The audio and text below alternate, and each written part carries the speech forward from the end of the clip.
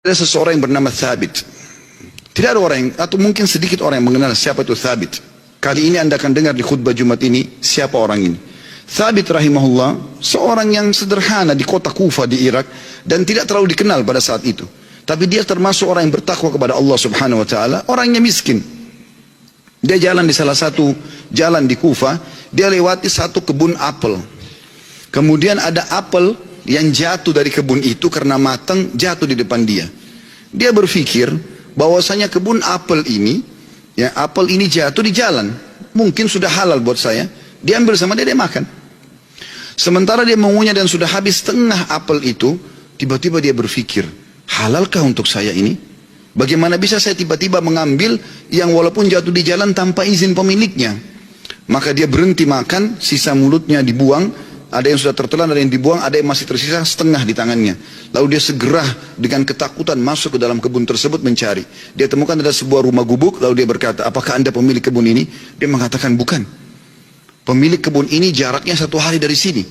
Kata pemilik, orang penjaga kebunnya, kenapa? Dia bilang, saya tadi mendapatkan apel jatuh di sini, kemudian saya makan setengahnya. Saya pikir karena jatuh di jalan, mungkin halal buat saya. Tapi tiba-tiba saya ketakutan sekali. Takut Allah hisab dengan apel ini.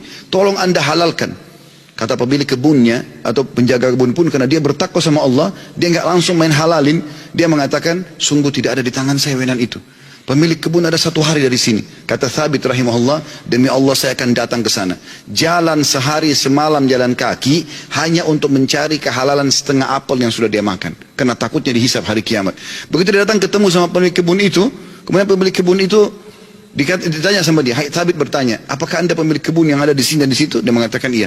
Dia bilang, saya jauh-jauh datang sehari semalam perjalanan, karena kemarin kejadiannya begini. Saya temukan ada apel jatuh satu dari pohon Anda di jalanan, lalu saya memakannya karena saya lapar. Kemudian saya tiba-tiba ketakutan pada saya sudah makan setengah. Setengahnya sudah ada sebagian saya makan, sebagian sudah saya buang, ini setengahnya tersisa. Walaupun sudah busuk saya tetap bawa. Tolong halalkan. Orang tersebut melihat halal gitu. Lalu kemudian dia mengatakan, pemilik kebunnya mengatakan, apakah kau jauh-jauh datang untuk itu? Dia bilang iya. Kata pemilik kebunnya, saya akan halalkan sama kamu tapi dengan satu syarat. Kata Thabit, apa syaratnya? Kau harus nikahi anak saya. Kata pemilik kebun itu, kau harus nikahi anak perempuan saya. Tapi kau perlu tahu sebelum kau nikahi, anak saya itu tuli, nggak bisa mendengar, bisu nggak bisa ngomong, buta nggak bisa melihat, dan lumpuh nggak bisa bergerak. Kata Thabit rahimahullah, dalam kisah ini saya pun berpikir pada saat itu, kalau memang untuk menghalalkan setengah apel yang saya makan dan saya lepas hisab hari kiamat dengan cara menikahi wanita yang buta, tuli, ya, bisu, juga lumpuh ini, maka saya akan melakukannya. Maka kata Thabit rahimahullah, orang itu tidak tunggu waktu, dia langsung panggil 2 orang saksi, dia minta, ya, dia mengatakan, saya nikahkan kau sama anak perempuan saya Fulana binti Fulana, lalu menikahlah dia. Kata Thabit, lalu saya disuruh masuk ke ruangan untuk bertemu dengan istri saya.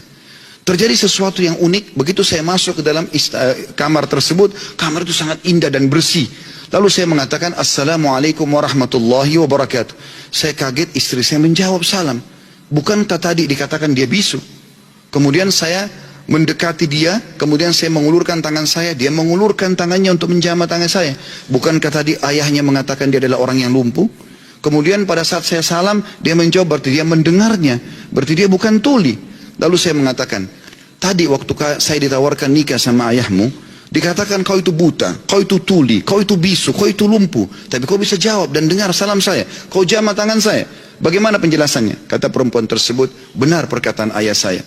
Mata saya memang buta karena selama ini saya belum pernah melihat sesuatu yang haram. Saya buta dari yang haram. Telinga saya tuli dari sesuatu yang haram, karena sampai detik ini belum pernah telinga saya dengar yang haram. Lisan saya bisu dari sesuatu yang haram, karena tidak pernah saya ucapkan kecuali yang halal atau yang boleh saja. Dan tubuh saya tidak pernah tersentuh kecuali yang halal. Dan ayahku memilihmu sebagai suamiku karena kau telah takut kepada Allah dan meninggalkan yang haram. Apa yang terjadi teman-teman? Kata Thabit, saya pada saat membuka tirai penutup wajah perempuan tersebut, saya temukan perempuan itu orang yang paling cantik, orang yang paling salihah, bahkan menghafal kitabullah. Dan subhanallah, dari keberkahan pernikahan yang meninggalkan yang haram itu, lahir seorang ulama muslimin, Abu Hanifah rahimahullah. Salah satu ulama dari 4 mazhab yang hampir seluruh Eropa, Turki, bahkan India dan Pakistan menggunakan mazhabnya. Lahir dari seorang Thabit, masyarakat biasa yang meninggalkan sepotong apel yang haram.